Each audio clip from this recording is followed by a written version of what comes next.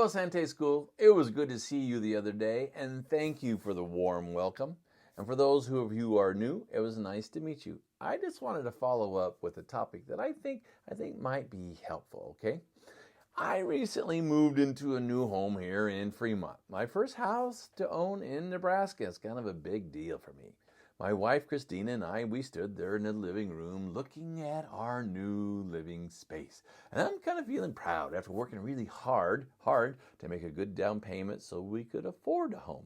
And she says to me, "Look, there's a water stain on the window from the sprinkler system.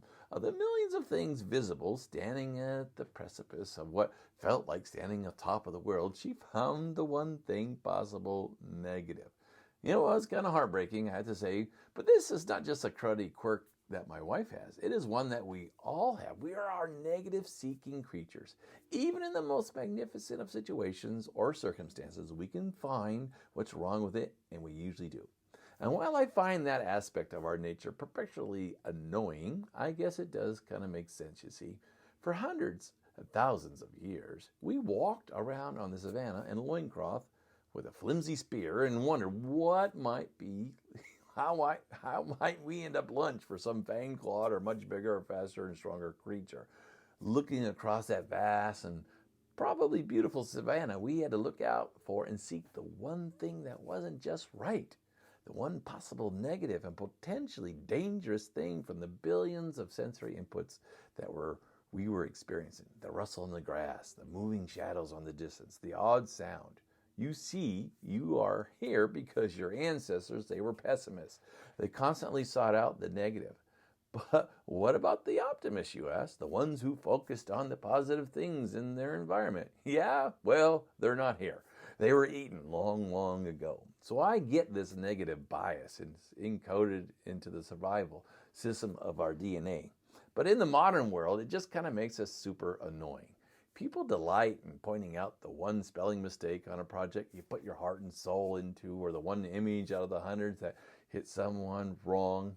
But what we miss with this focus and mindset is everything else that is spectacular and everything else standing before you, the beauty and the splendor and the rest of the Savannah Vista, the 99% of what could have helped you versus fixating on the 1% that was wrong to you. So my challenge to each of you is to stop looking for the stain. You're seeing them because you're looking for them. So start looking for and seeing the splendor, all that is good and the right and just and beautiful and positive and the possible about everything and everyone around you. Sure, there are going to be stains. I'm not talking about being in denial of things, but also look for what is beautiful, what is possible instead. To do this, you have to work at it. Our base default is what? It is negative, it is cynical, it's pessimistic for all the reasons that I just explained. USC Berkeley psychologist Rick Hansen, he put it like this: the mind is like Velcro for negative experiences, just stick to it, and Teflon for the positive ones. Our tendency is to pay more attention to the bad things and overlook all the good things. This is, by the way, the news media. Why the news media focuses on the negative, that negative narrative that I had talked about. It is really sticky. And then it gets amplified on social media. So to create positive outcomes in your life, you need to find positive opportunities, positive potential possibilities. To find them, you have to what? You have to see them. And to see them, you have to seek them. And this will require a proactive effort on your part, because this is not natural for you or for any of us. But we can begin to code our own brains, to train our brains to seek the positive. This is one of the reasons why I left you journals, to support your challenge in looking for the good, the beautiful, the kind.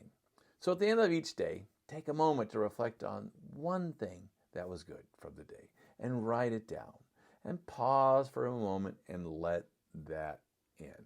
What will happen is you will begin to train your brain to look for and seek these moments, because it will anticipate the question coming at the end of the day. Does that make sense?